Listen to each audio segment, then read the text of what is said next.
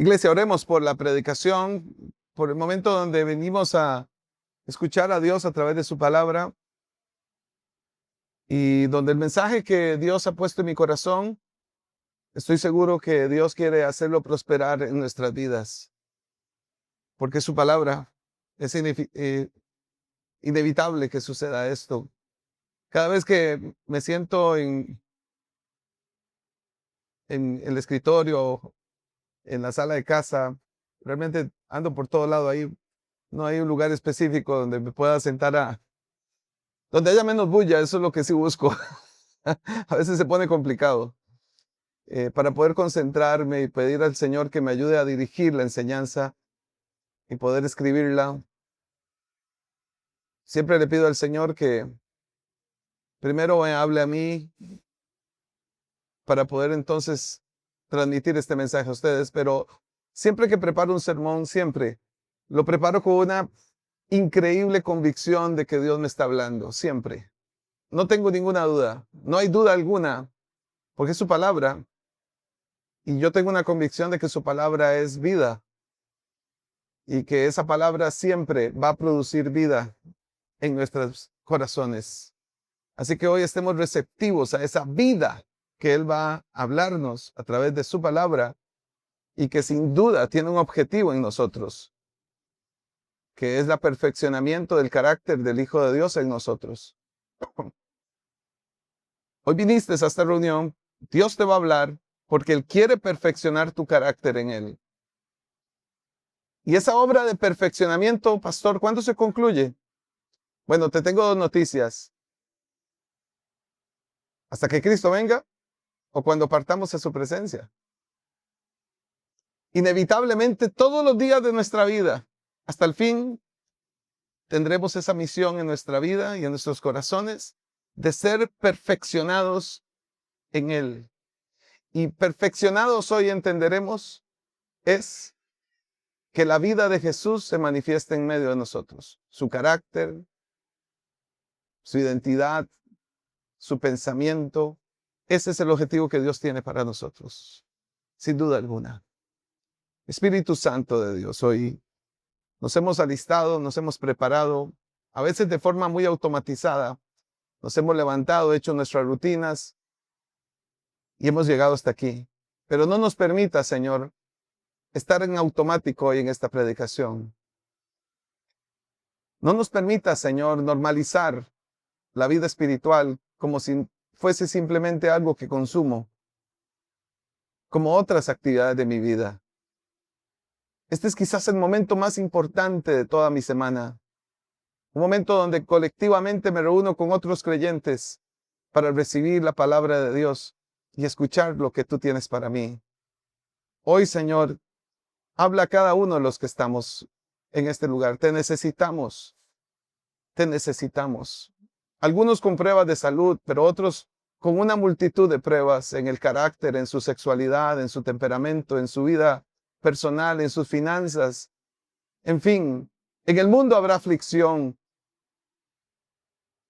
pero confiamos porque tú venciste al mundo. Edifica hoy nuestra vida, Señor, nuestro carácter, nuestra identidad en ti. Edifica nuestra vida espiritual hoy a través de esta palabra preciosa, que sin duda nos va a retar y nos va a transformar. Y ese es el deseo que tenemos, que tu palabra transforme nuestro carácter, nuestra vida, para que cada día corramos esta carrera preciosa de vivir la semejanza de Cristo, de ser transformados a tu semejanza, de ser cambiados, Señor, en la identidad de la vieja carne que para nada aprovecha, a una vida espiritual donde reflejemos el amor, el carácter de Cristo en cada uno de nosotros. Hoy, Señor, te pido, edifícanos y háblanos conforme a tu voluntad.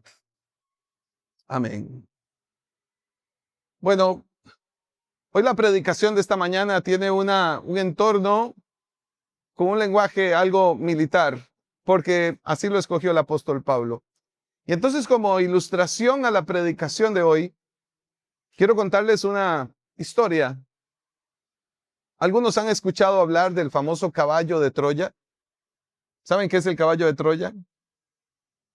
Bueno, que dicen los que saben, que han estudiado algo de mitología. Si no les resumo brevemente qué es esto del caballo de Troya. El caballo de Troya es una famosa estrategia de la mitología griega. Esta es una historia que se cuenta en un poema famosísimo llamado La Odisea. La Odisea. Donde los griegos entraron en una batalla contra los troyanos. Y cuenta la historia que como no pudieron entrar a la ciudad de los troyanos, porque esa ciudad tenía una gran muralla que fue imposible invadir. Los griegos no pudieron tomar la ciudad de Troya, no pudieron esquivar a los soldados troyanos que se posicionaban desde aquella muralla con facilidad, derribaban los planes de los griegos. Y entonces dice la historia que los griegos se les ocurrió una idea y fue construir un enorme caballo de madera y lo pusieron frente a la ciudad. Los troyanos creyeron que aquel inmenso caballo era una ofrenda a la diosa Atenea. Cuando ellos vieron que los griegos se marcharon, tomaron el caballo de madera gigantesco y lo metieron a la ciudad. Por la noche, los soldados griegos se habían infiltrado dentro del caballo de madera. ¿Y qué creen? Por la noche salieron del caballo, abrieron las puertas de aquella ciudad fortificada y se metieron destruyendo y tomando a la ciudad de Troya.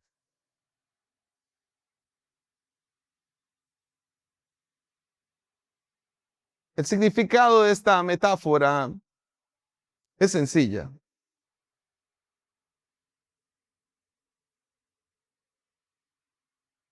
Un engaño o una trampa,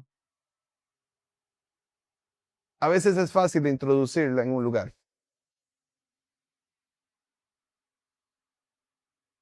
Es muy común que mentiras, trampas o engaños se introduzcan en un lugar seguro.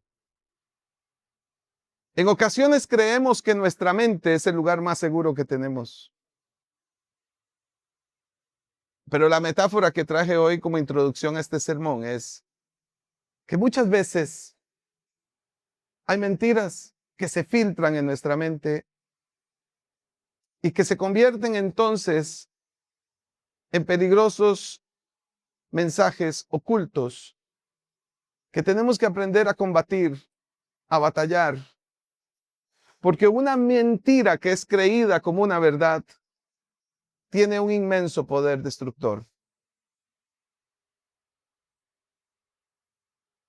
Esta predicación se llama Derribando Fortalezas, porque hoy vamos a escudriñar cómo es esa clase de batalla que libra nuestra mente, a veces con mensajes ocultos y otras veces con mensajes muy claros y directos, pero que representan una terrible amenaza para nuestra estabilidad emocional, espiritual, y que a veces simplemente no hemos cuestionado si realmente esos pensamientos vienen de parte de Dios, si tienen alguna relación con Dios, y a veces los hemos dejado que permanezcan allí, albergándose en nuestra mente, en nuestro corazón, asumiéndolos como verdad cuando no lo son, generando una intimidación para nosotros,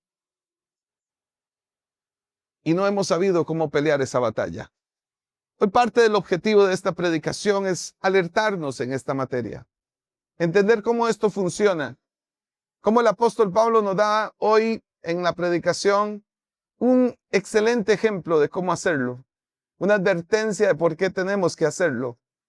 Y bueno, asumir hoy la tarea de tener una actitud vigilante de que ninguna mentira se filtre en nuestras mentes. Pero en una era de falsas noticias, en una era de tanta mentira, en una era donde hoy la intimidación, el temor y el miedo quieren controlar nuestra vida, necesitamos tomar en consideración este mensaje de Dios que tiene para nosotros hoy. En el pasaje central de la predicación de este día, abordamos la defensa que el apóstol Pablo hizo de su autoridad apostólica frente a los falsos apóstoles y sus seguidores en la ciudad de Corinto. Por eso Pablo utiliza en esta defensa un lenguaje de batalla espiritual. Llama la atención que según el pasaje que Pablo narra, Pablo está enfrentando una acusación de sus detractores. Pablo estaba siendo criticado por detractores que le decían: Pablo, usted parece humilde, parece tímido, pero usted realmente es un cobarde en persona. Usted es una cosa frente a nosotros, pero usted es otra cosa cuando escribe esas cartas. En esas cartas, cuando usted las escribe, parece audaz, temerario, muy imponente y muy autoritario, pero de persona, usted parece tímido, usted parece poco firme, usted no parece una persona realmente contundente. Entre la persona que vemos en las cartas y la persona que vemos cuando está con nosotros. Ese era uno de los ataques que recibía el apóstol Pablo. Estos opositores decían que Pablo actuaba de forma carnal y de una manera mundana. Y entonces la respuesta de Pablo fue defender su ministerio, defender el ministerio que Dios le había dado, desacreditando a aquellos falsos apóstoles que habían en la ciudad de Corinto y protegiendo a la iglesia de aquellas mentiras que estaban invitando a los creyentes a creer en falsas doctrinas, a creer en mentiras. El pasaje que vamos a usar hoy está en la segunda carta a los Corintios, capítulo 10, verso 1, por favor. Vamos a ir ahí.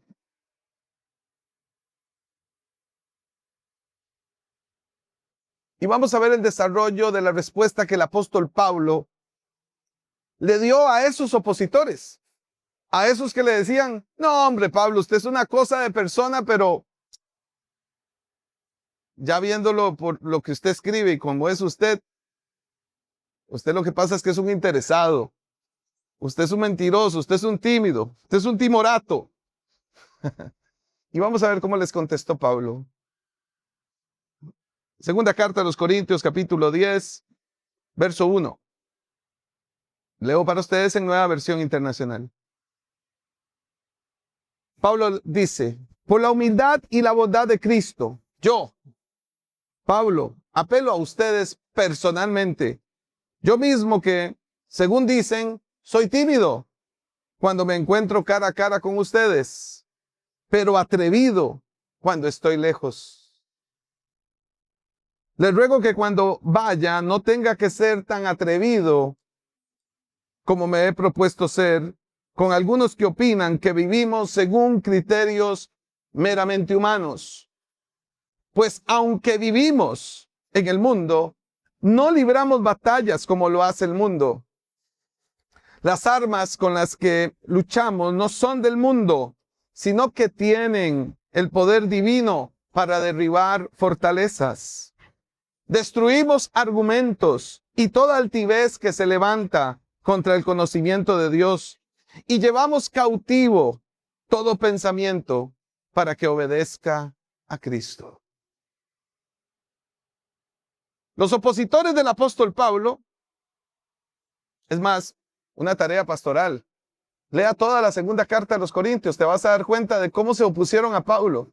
Una y otra vez fueron a atacar a Pablo y atacar el ministerio de Pablo. Y en toda la carta vas a encontrar la defensa que Pablo hizo de esos ataques. Los opositores de Pablo le decían que él vivía según la carne, que él era un carnal. Acusaban a Pablo diciendo que lo controlaban sus deseos egoístas y pecaminosos. Decían aquellos falsos en contra de Pablo que Pablo vivía bajo criterios meramente humanos, que buscaba reconocimiento, que lo alabaran, que le dieran plata, pero que realmente sus intenciones no eran espirituales.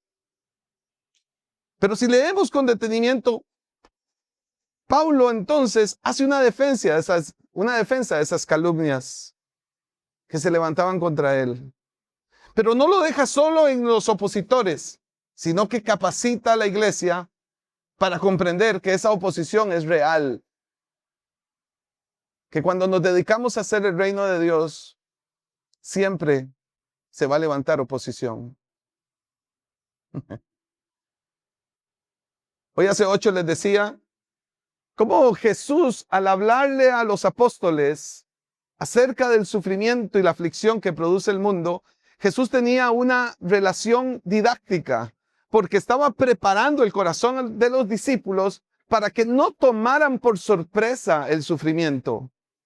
El creyente no debe de tomar por sorpresa que vamos a vivir aflicción en el mundo. Es una realidad mientras Cristo no venga por segunda vez. Hoy vemos una segunda lección, ahora en palabras del apóstol Pablo. Todos los que nos dedicamos a vivir conforme a la voluntad de Dios, vamos a sufrir oposición. Yo lo viví siendo un adolescente cristiano. Mi propio papá era el opositor, ¿verdad? Él pensaba que yo no debería dedicarme al cristianismo, que yo estaba perdiendo mi vida, mi juventud, mis fuerzas. Él se burlaba de mi fe. Y en vez de uno pensar, bueno, ¿a qué papá no le gustaría tener un hijo que vaya a la iglesia, que no tome licor, que no consuma drogas? Pues para él estaba bien, él era alcohólico, para él estaba bien que yo no tomara licor, pero él pensaba que yo tenía una vida extremadamente aburrida. Él pensaba que yo era un aburrido porque no era de andar con mujeres, andar en vicios, o andar en una cantina. Que era extremadamente aburrido, porque su estilo de vida, su cosmovisión de la vida como hombre, decía que lo que yo estaba viviendo como hombre era totalmente contrario a lo que debía de hacer. Desde muy joven viví la oposición por el cristianismo. Y yo sé que cada uno de nosotros de una u otra manera también la hemos vivido. ¿Cuántos hemos escuchado aquella frase que calienta la sangre, que es chingo de cristiano? Esa me la dijeron no sé cuántas veces. ¿Qué clase de cristianito es usted? Ah, así son los cristianos. No, hombre, si son como usted, yo jamás me haría cristiano. Algunos se ríen porque se lo han dicho, ¿verdad? Y perdóname, yo creo que hasta sus propios hijos en algún momento. Hemos vivido experiencias de ese tipo acompañando a algunas familias de nuestra iglesia, ¿verdad? Porque hay aquí madres que han tenido y han vivido la oposición de su fe frente a sus propios hijos, ridiculizando, minimizando su fe. Madres que oran por sus hijos, padres que oran por sus hijos, pero estos hijos no creen, desvalidan la fe de sus padres, desvirtúan esa fe, lo sienten como un acto de hipocresía. Y ahí hay una oposición espiritual que vivimos. Es inevitable. Hoy hace 8 yo les dije algo que no es bíblico, no está en la escritura, pero es que es contundentemente real según la escritura. Lo extraemos de la Biblia. Cuando el reino de los cielos se manifiesta en nosotros, en este mundo caído, esto provoca una fricción. Y esa fricción es lo que conocemos como aflicción. Es inevitable que suceda. Porque son dos reinos opuestos. No hay punto de encuentro entre la luz y las tinieblas. Y aunque entendemos que el reino de Dios ha vencido al mundo, aún en esta etapa de la eternidad hay una fricción cuando en nosotros esos dos reinos chocan.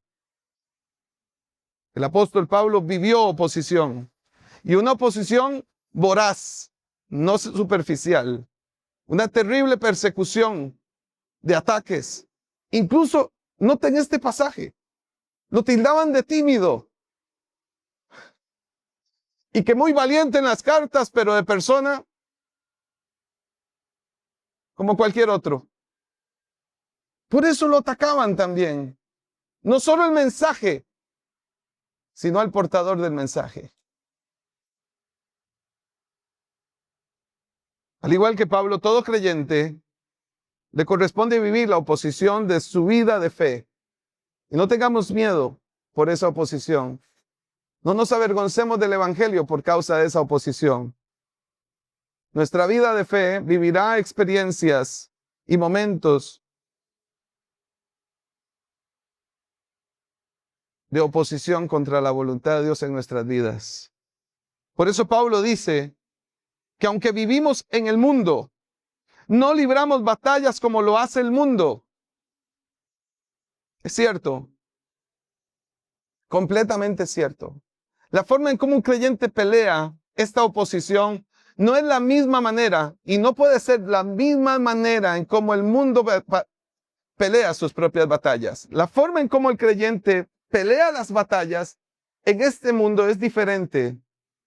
Por eso Pablo advierte que las formas en cómo afrontamos nuestra vida en este mundo no se basan en métodos según la naturaleza del mundo, que es caída, que es corrompida, que es pecaminosa, que es carnal.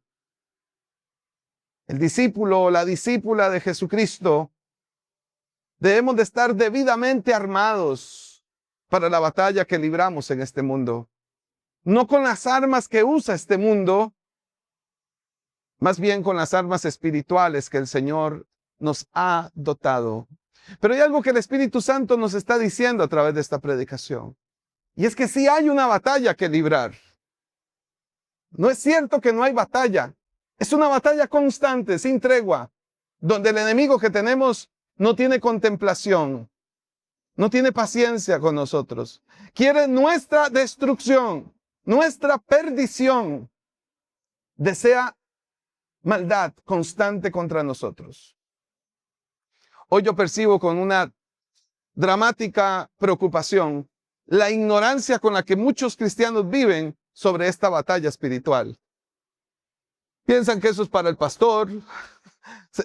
O sea, como, Señor, no me mandes ninguna batalla, mándasela al pastor.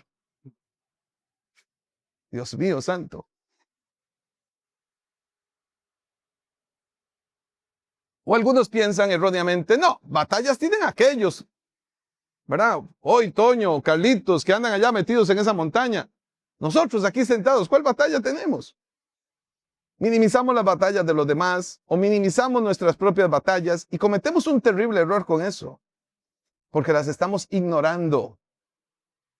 Ignorar las batallas no es una buena idea de un discípulo maduro en Cristo Jesús. Lo contrario, más bien siempre tiene una actitud vigilante y una actitud de preparación y respuesta contra esa batalla, según lo que veo en este pasaje del apóstol Pablo.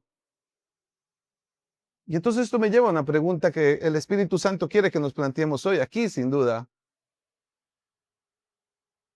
¿Por qué peleamos los verdaderos creyentes? Y dije esto con mucha intencionalidad. ¿Por qué peleamos los verdaderos creyentes? ¿Cómo? ¿Existen los falsos? Por supuesto. Si aquí estamos viendo el pasaje. Eran apóstoles, entre comillas, que estaban atacando a Pablo. En vez de motivarlo, apoyarlo, fortalecerlo, lo estaban criticando, juzgando, intentando desanimar. ¿Dónde vemos eso nosotros hoy? Por supuesto que lo vemos en la iglesia contemporánea. Por supuesto que sí.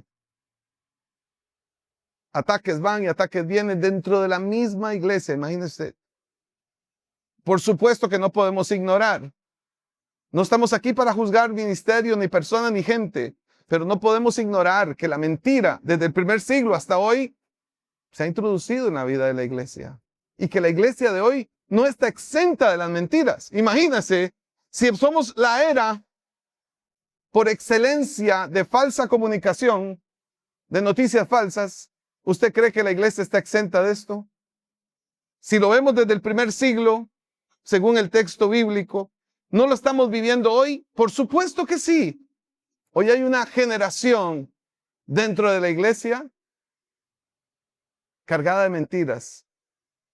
de falsedades, que viven conforme al mundo, que libran batallas conforme al mundo y no conforme al Señor.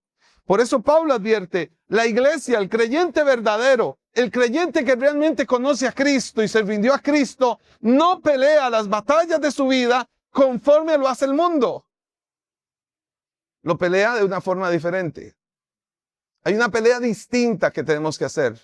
No peleamos como el mundo, con amenazas, con bombas, con guerras, con muerte, con destrucción, con violencia, con mentira, con falsedad, con noticias falsas. ¿Se han dado cuenta la guerra de Medio Oriente? Cómo se ha plasmado profunda y claramente en una guerra ideológica de falsas noticias. Hemos sido testigos de esto.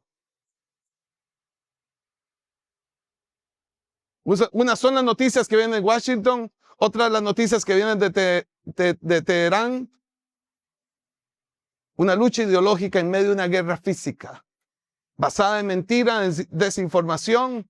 En aquel dijo, este dice, él dijo, este no dijo, él no dijo eso, está diciendo esto otro. ¿Se dan cuenta cómo es el mundo y cómo pelea el mundo? Y esto está aquí en este pasaje bíblico. Es impresionante la actualidad de este pasaje en estos tiempos, porque además siempre ha sido así. Pablo está hablando desde la sabiduría divina. Pablo está inspirado por Dios hablando de estos temas. Y nos está advirtiendo, ¿hay una batalla? Sí, hay una batalla. ¿Por qué pelean los creyentes verdaderos? ¿Por qué peleamos los creyentes verdaderos? ¿Cuál es la pelea que estamos enfrentando? Hay varias. No podemos omitir eso. Peleamos por la verdad de Dios en este mundo. Nosotros somos testimonios de la verdad. Y vivimos en un mundo de mentira. ¿Qué cree que va a pasar? Nos van a atacar, nos van a ridiculizar, van a intentar hacerlo, nos van a señalar. Pero nosotros defendemos la verdad. Nuestra pelea, hay una batalla constante que lleva la iglesia, que es el evangelismo. ¿Usted con qué cree que nos estamos enfrentando? Cuando tratamos o intentamos llevar el mensaje de salvación a otras vidas. ¿Cómo cree que está la vida de esta persona, espiritualmente hablando? Y la oposición que tiene en su mente y corazón contra Cristo. Es una batalla espiritual completamente.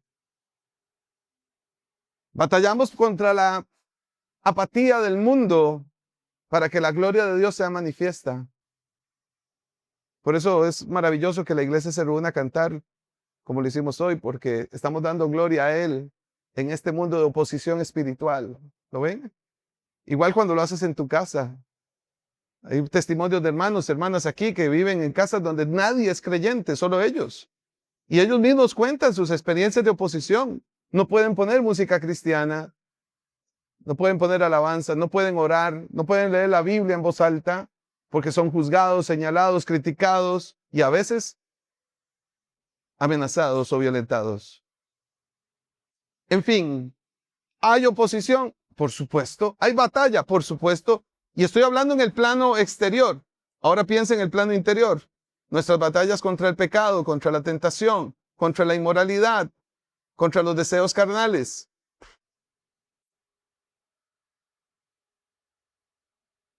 Efesios capítulo 6, verso 12, el apóstol Pablo en otro pasaje dice, porque nuestra lucha no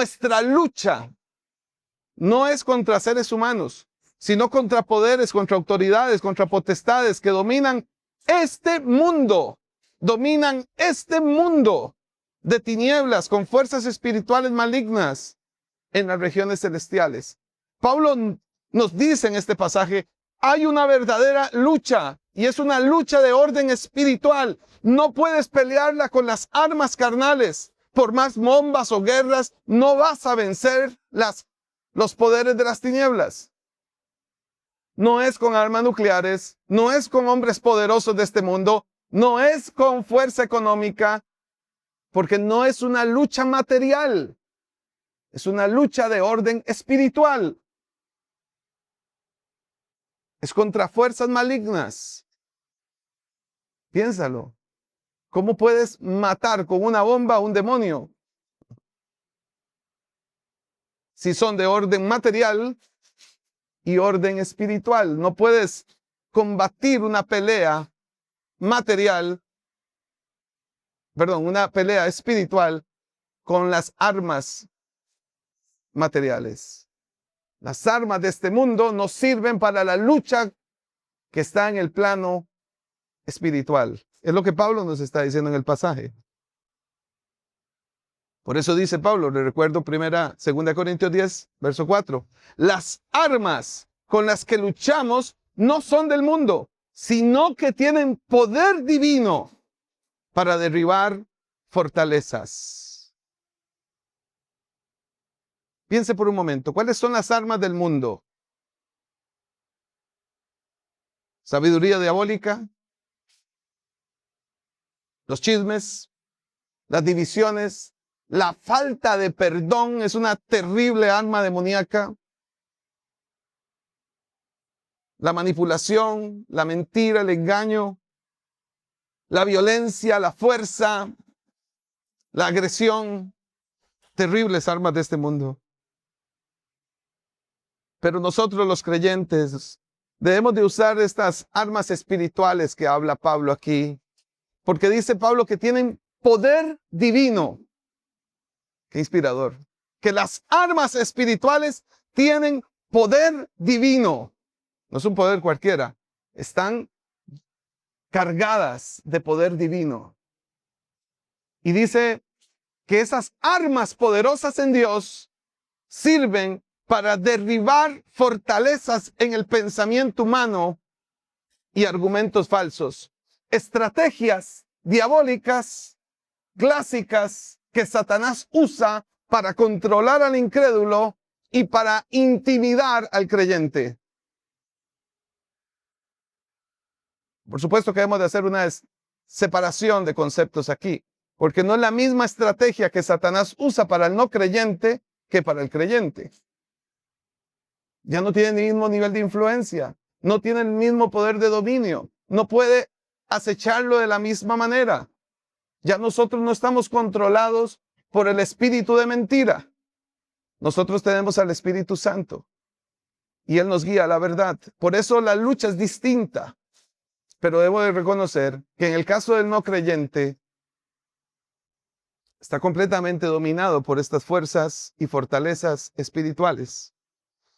¿Cuáles son las armas divinas? ¿Cuáles son esas armas que dice Pablo aquí? ¿Cuáles son esas armas poderosas en Dios para derribar las fortalezas?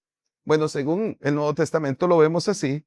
Esas armas son la fe, que hemos estado predicando los últimos domingos, la oración, la guía y el consejo del Espíritu Santo, la palabra de Dios, nada más y nada menos que la espada de dos filos, y la integridad espiritual, mis amados. Un tema que reta a la iglesia de nuestros tiempos, vivir en integridad espiritual y una integridad bíblica. ¿Por qué, pastor, dices eso? Es muy sencilla la respuesta. Cuando la Biblia dice no deis lugar al diablo, eso se traduce en un hecho contundente. Vive en integridad. No le des alimento a Satanás.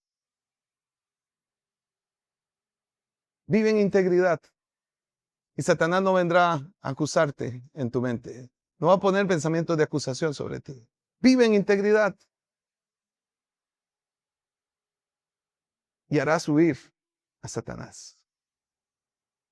Estas armas divinas tienen como objetivo derribar fortalezas, dice Pablo. Y ese término vale la pena que nos detengamos un momento para comprenderlo bíblicamente. ¿Qué es la fortaleza que dice Pablo aquí?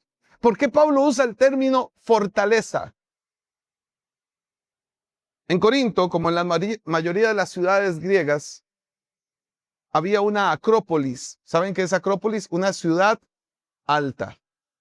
Eso es una acrópolis. Era una práctica de la nación griega, de los pueblos griegos.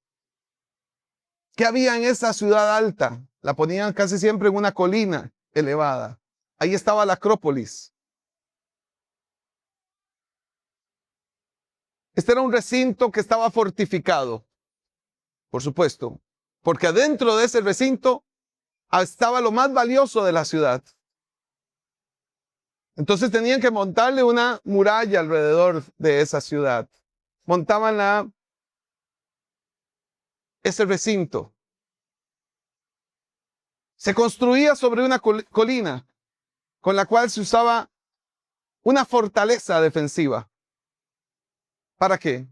Para que cuando venían los ataques se pudiesen resguardar aquellos recintos sagrados que habían en cada ciudad.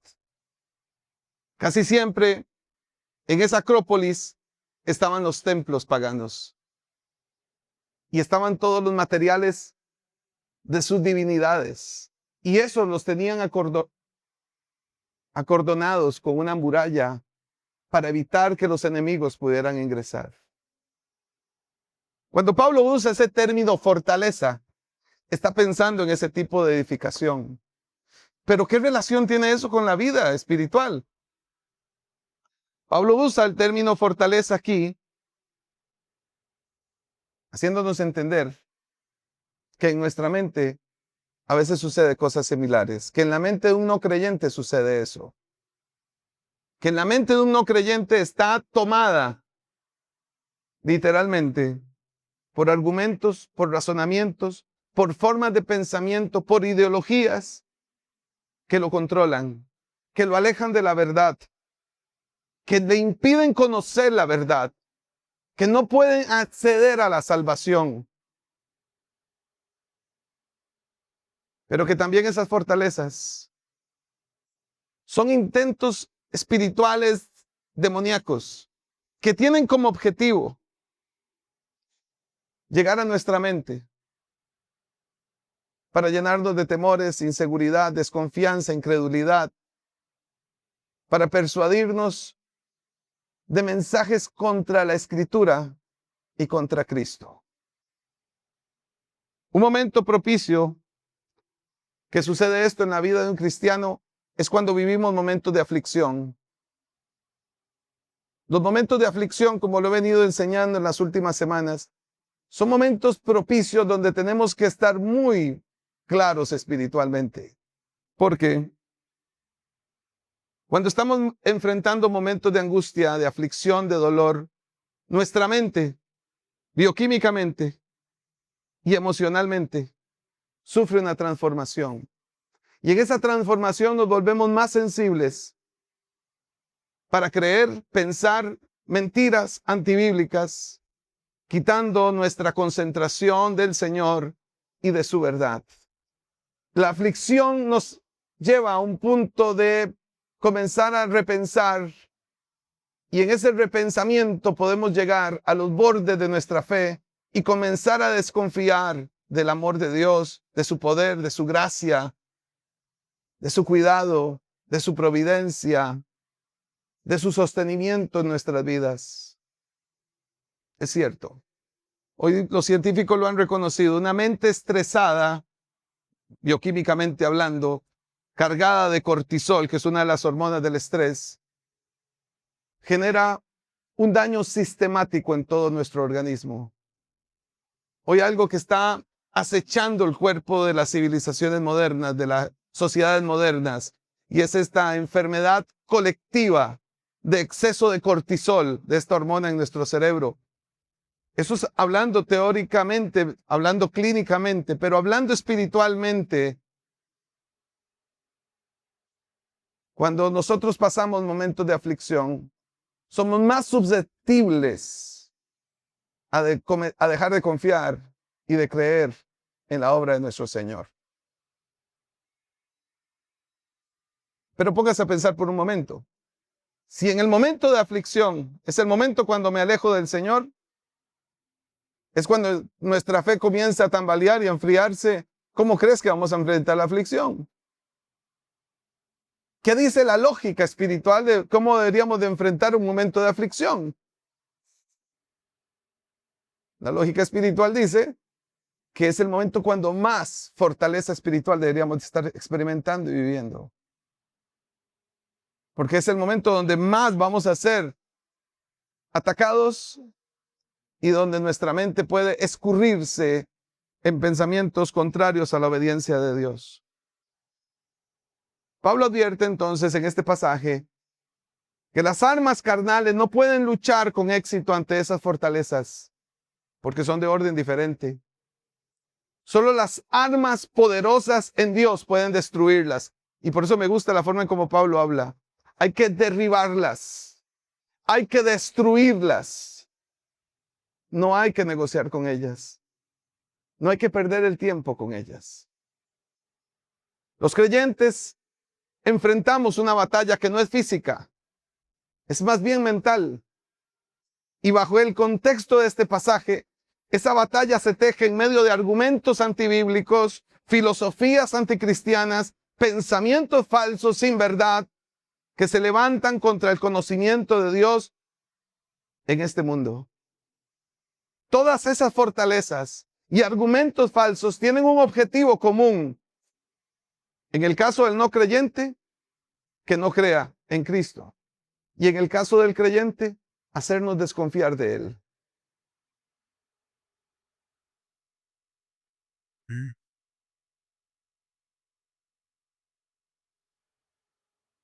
Satanás tiene un objetivo y es distraernos. Distraernos. Y en una generación donde la mente la tenemos completamente distraída con redes sociales, totalmente real, el consumo desproporcionado que tenemos de redes sociales. Una generación que dicen los expertos dejó de leer y pronto dejará de escribir y pronto dejará de aprender.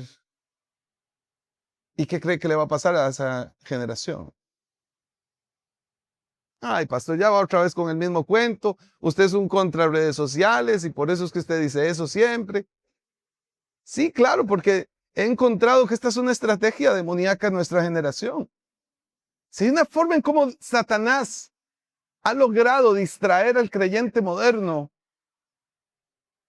es esta. ¿Cómo logra Satanás hacer que puedan pasar 6 horas, 7 horas en redes sociales viendo una pantalla y nos ha arrancado la posibilidad de leer la Biblia?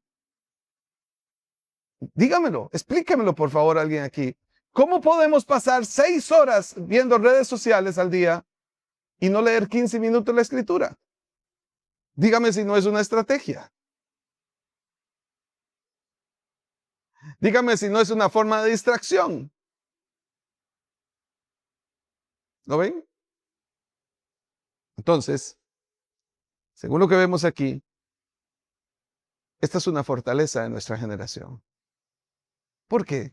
Porque a través de estas redes sociales, que son completamente contenidos en su mayoría antibíblicos, anticristianos, cuyos valores, ideologías, filosofías que se cuelan por allí, van solamente en contra del Señor y su reino, ¿qué creen al final que es lo que está estimulando nuestra mente? Si yo le dedico 6 horas, yo estoy siendo conservador, según las estadísticas modernas, a las redes sociales, y 5 minutos antes de dormir, al pasaje que me mandó ahí la Biblia, porque me lo tuvo que recordar, si no, ni eso.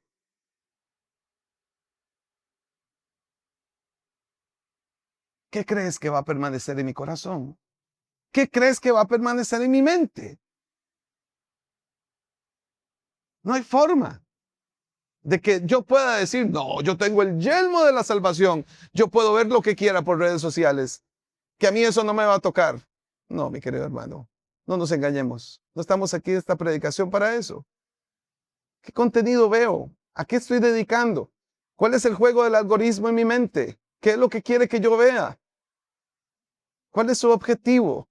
¿Cómo me quiere entretener? ¿Cuál es el mensaje intrínseco? ¿Cuál es la batalla que estoy librando?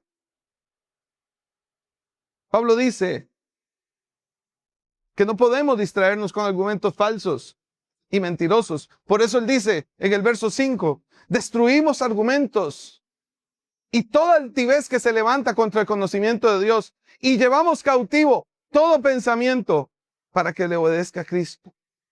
El creyente es llamado a destruir todo argumento y fortaleza de este mundo por medio de la verdad de Dios, que es su preciosa palabra, la cual nos da el conocimiento más puro y glorioso de Cristo y de su revelación, así como su propósito redentor y su propósito amoroso y sustentador en medio de la prueba. Es ahí donde encontramos esperanza. Es ahí donde encontramos el oportuno socorro. Es allí donde nuestra fe se fortalece y se anima. No son ideologías a través de redes sociales. Pastor, no me siga juzgando que yo solo veo cristianos ahí. Bueno. El arma ofensiva en la armadura del soldado cristiano, dice Pablo en Efesios 6, es la espada del Espíritu, que es la palabra de Dios. Pero también debemos de derribar toda altivez, dice Pablo. Sí, la altivez. Altivez que es propia también de los momentos de angustia y también de los momentos de felicidad.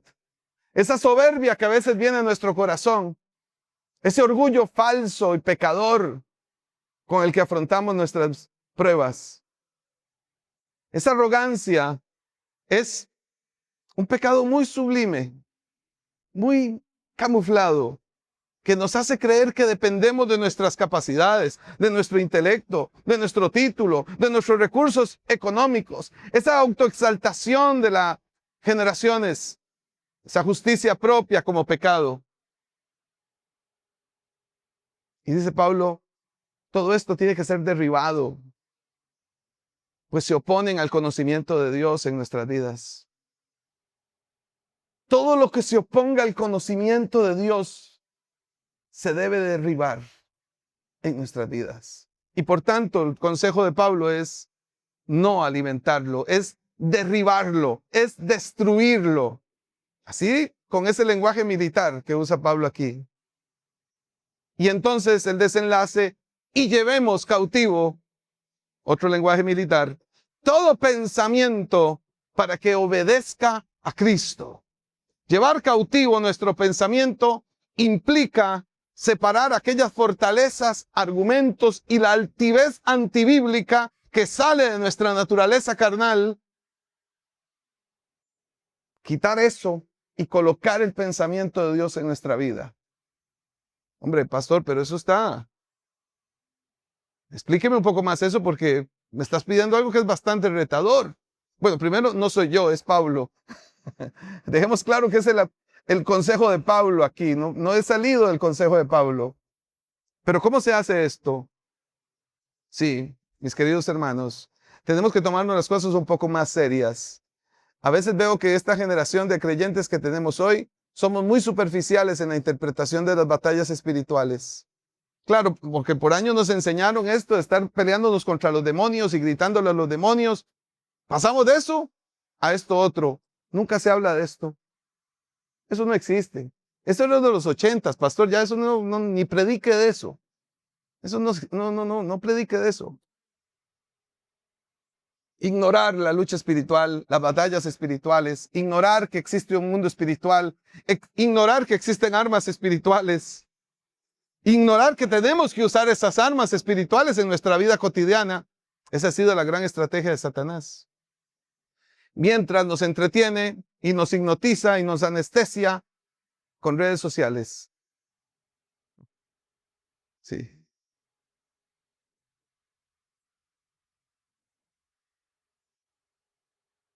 Debemos de obligar a nuestro pensamiento a obedecer. Debemos de obligar a nuestra mente a sujetarse a Cristo, lo cual implica lo siguiente. 1, identificar los pensamientos.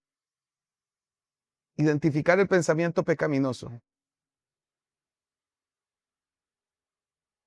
Ese es un ejercicio constante de un discípulo de Cristo. ¿Cuál es el pensamiento pecaminoso que estoy teniendo hoy? Pastor, ¿y cómo me doy cuenta cuando es un pensamiento pecaminoso? Muy sencillo. Agarra el pensamiento y llévaselo a la Biblia. ¿Qué dice la Biblia de ese pensamiento? Ah, qué bonito. Entonces, paso 1, identifica el pensamiento. Lleva el pensamiento a la Biblia. Segundo paso, desplaza el pensamiento. Es lo que dice Pablo aquí.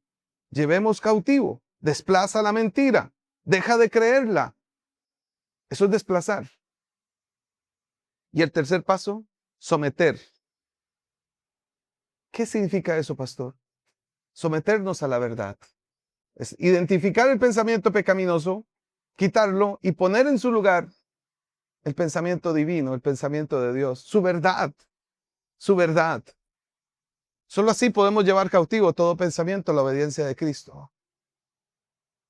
Pero esto no es algo que sucede por la nada. Es un ejercicio discipular en cada uno de nosotros. Y es un trabajo que hacemos cuando discipulamos a alguien. Porque cuando estamos discipulando a alguien conforme a la palabra de Dios, tenemos que tener claro cuál es el estado espiritual y mental de la persona que está escuchando nuestra enseñanza. Esta persona está siendo asediada por pensamientos antibíblicos y anticristianos.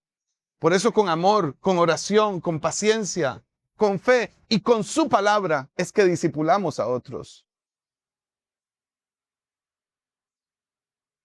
Repito los pasos. Identifica.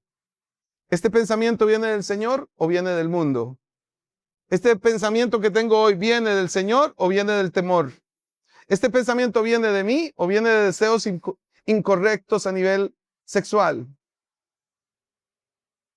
Número 2, desplaza. ¿Qué dice la Biblia específicamente sobre este pensamiento? ¿Es correcto que lo piense? ¿Es correcto que lo albergue en mi mente? ¿Es correcto que lo esté estimulando? ¿Es la Biblia refuerza la idea de este pensamiento? Y número 3, someter. Desplaza el pensamiento antibíblico. Desplaza la mentira y sustitúyelo por una verdad espiritual. Una verdad manifiesta en la palabra de Dios. Pregunta. ¿Cómo luchar contra las mentiras si no conocemos profundamente la verdad? En términos contextuales a esta predicación, ¿cómo luchar contra la mentira si le dedico 6 horas a las redes sociales? ¿Cómo luchar contra la mentira si lo único que veo es maratones de Netflix?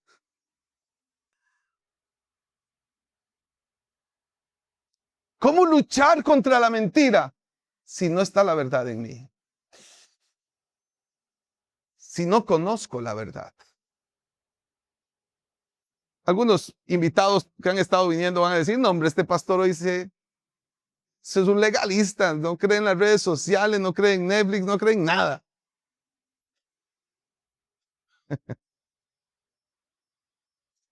Pues cierto, no creo. O sea, no voy a ser mentiroso, o sea, no. Creo que es una seducción de las civilizaciones actuales, una seducción que el mundo provoca para desconcentrar nuestra mente en Cristo. Y que hoy el cristiano contemporáneo, moderno, tiene una interacción con la verdad de Dios muy pobre, muy desbalanceada. Que la Biblia la usamos para dormir. Que no hay una verdadera interacción con la Escritura hoy. Sí lo creo. Y aún peor, y ahí es donde viene bueno, me voy a adelantar, pero ya me quedan solo 5 minutos. Y ahí es donde viene el gran desafío de hoy. Porque si no conozco la verdad, ¿cómo voy a vivir conforme a ella? Es por eso que no vemos transformación de la verdad en nosotros. Esa es la gran dificultad de nuestros tiempos. Pero vean esta metáfora que Pablo usa. Así como los soldados de este mundo pasan horas de horas entrenándose para perfeccionar el uso de sus armas. ¿Cuántas horas cree que dura un francotirador en que le den su certificación? Son cientos de horas de práctica. Todo creyente debe de perfeccionarse en su fe usando la espada del Espíritu, que es la palabra de Dios. Por eso deberá de conocerla, deberá de estudiarla, deberá de compartirla y deberá de vivirla. Y ahí está el reto que nos acompaña. Mi último versículo de hoy es Hebreos 4:12.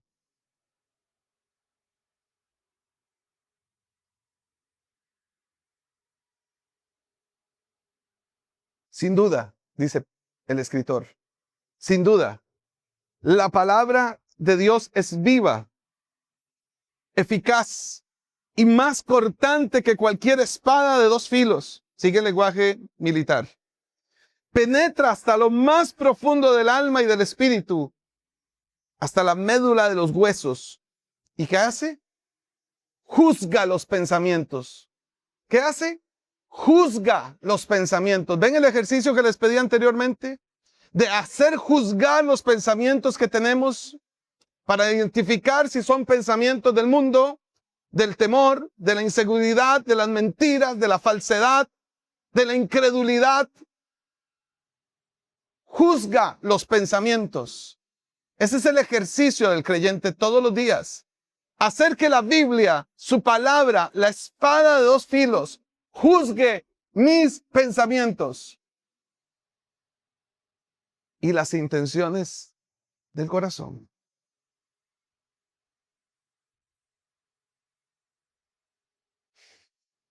¿Han escuchado aquella frase?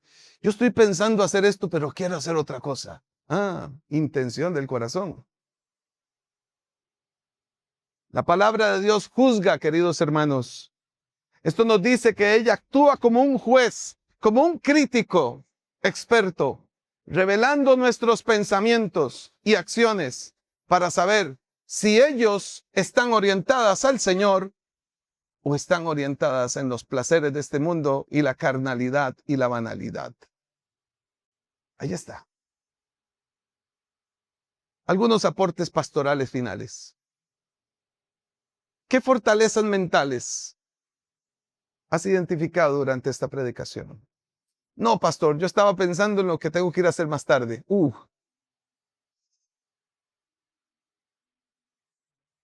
¿Qué fortalezas mentales has identificado? ¿Qué vas a hacer con esto? Hoy tienes un método espiritual. Identifica, desplaza, sustituye y somete tu mente a Cristo. De hoy en 8, no se la pierdan, nos damos continuidad de esta prédica. Tenemos la mente del Señor. ¿Cómo se practica esto en la vida cristiana? La mente de Cristo en nuestra vida. Pero hoy, ¿qué muros se levantan contra mi mente hoy en medio de las pruebas que estamos experimentando? En medio de la aflicción que nos provoca el mundo. ¿Qué muros se están levantando? Roguemos al Señor que el Espíritu de verdad nos guíe a separarnos de toda mentira en nuestra mente, a someternos a la verdad de Dios en cada área de nuestra vida y que realmente su palabra brille sobre nosotros. Pero necesitaremos más que 2 minutos en la palabra de Dios al día para hacer esto. Como discípulos verdaderos, no debemos de ceder, mucho menos amoldarnos al sistema del mundo. Hay una advertencia bíblica constante. No te amoldes, no te acomodes, no lo aceptes. Somos contracultura, somos resistencia. Debemos de oponernos. Debemos de resistirnos, según Pablo en este pasaje, a la mentira y permanecer fieles en la verdad de Dios. Entre otros aspectos, termino diciendo, la madurez espiritual consiste en pensar como piensa Cristo. Mensaje de la próxima semana. Pensar bíblicamente y vivir de esta manera. Si hacemos esto, destruiremos las fortalezas, argumentos y altivez que se levantan en contra del conocimiento de Dios en nuestras vidas y en este mundo. Veremos la gloria de Dios en la vida de muchas personas que atrapadas en estas fortalezas espirituales y mentales, que hoy sobreabundan el agnosticismo, el ateísmo y las falsas religiones del mundo y las falsas ideologías, caerán y entonces la luz de Cristo brillará sobre ellos. Vamos a estar en pie, iglesia, para orar. Lleves este mensaje en el corazón.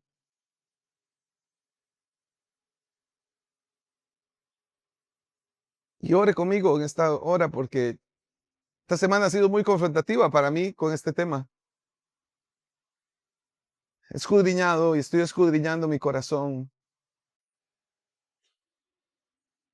llevándolo al arrepentimiento, porque he descubierto pecados dentro de mí. que me alejan del conocimiento de Dios.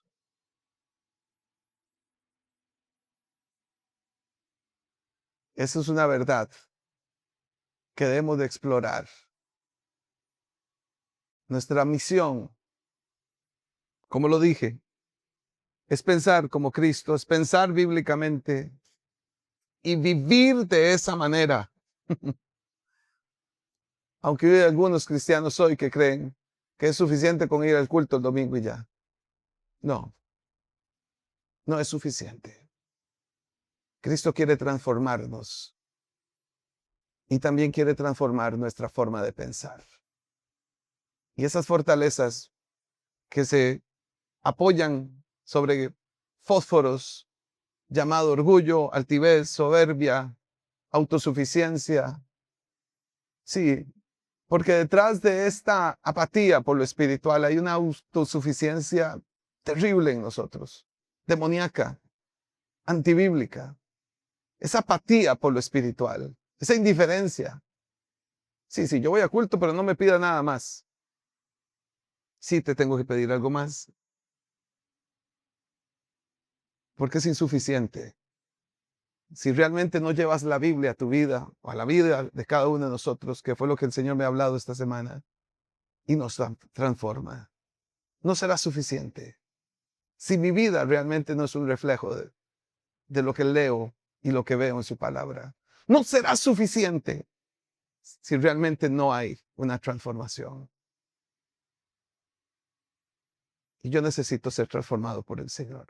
Te lo digo de corazón. Necesito ser transformado por Él. En mi carácter, en mis pensamientos, en mis reacciones emocionales, en mi vida sexual, en mis interacciones sociales, en mi servicio, en mi carácter, en mi forma, en mi rol de ser padre, de ser hijo, de ser hermano, de ser esposo, de ser hermano en Cristo, hermanos en la fe. Necesito al Señor. Y necesito que caiga toda fortaleza. Me gusta como lo dice Pablo aquí. Que derribe el Señor. Que derribe Cristo toda fortaleza. Que destruya todo argumento. Que destruya toda altivez que se levanta en contra del conocimiento de Dios en mi vida. Y que yo pueda llevar cautivo todo pensamiento para que este pensamiento obedezca, sí o sí, obedezca a Cristo, obedezca al Señor. Espíritu Santo, aquí estamos, a corazón abierto, como siempre te lo he dicho, en la intimidad de mi oración. No hay nada oculto a tus ojos. Ves más de lo que yo mismo veo. Ves más profundo de lo que yo pueda ver. Tu espíritu no ves el autoengaño, que a veces me apodera, que a veces me controla. El Espíritu Santo no ve el autoengaño, Él ve el pecado dentro de mí. Y ese es el que necesito ver para quitarlo y arrancarlo de mi corazón, de mi mente, de mis fuerzas. Derribar toda fortaleza con el poder de las armas divinas.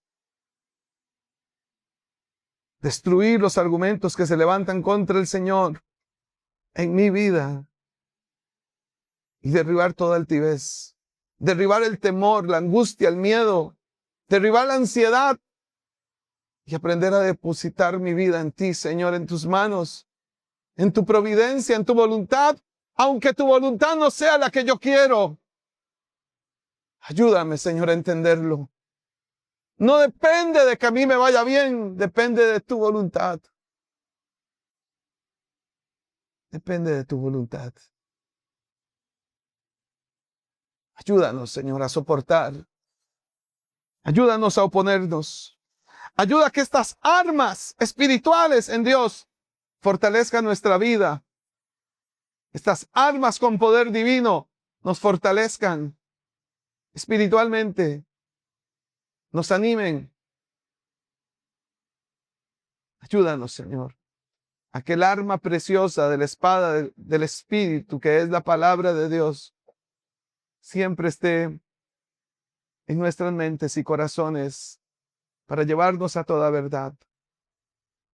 Hoy sometemos todo pensamiento que no venga de ti en nuestras vidas.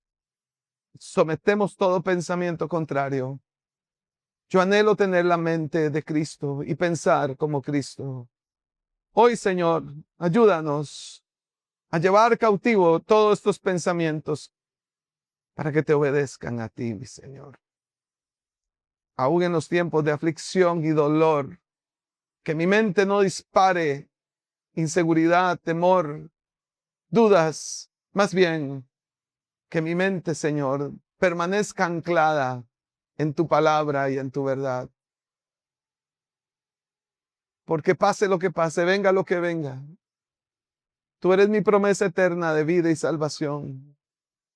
Mi vida está en tus manos. Soy tuya, soy tuyo. Vamos, díselo conmigo. Te pertenezco, Señor. Te pertenezco, Cristo. Y sé que en tus manos estoy en el mejor lugar. No habrá un lugar mejor. No existe un lugar mayor que estar en tu voluntad y en tus preciosos brazos de amor. Por eso eres mi refugio, el Dios de mi salvación, Jesucristo, mi Señor. Te adoramos y te bendecimos. Fuertes en la batalla, firmes en la batalla. Amén y amén.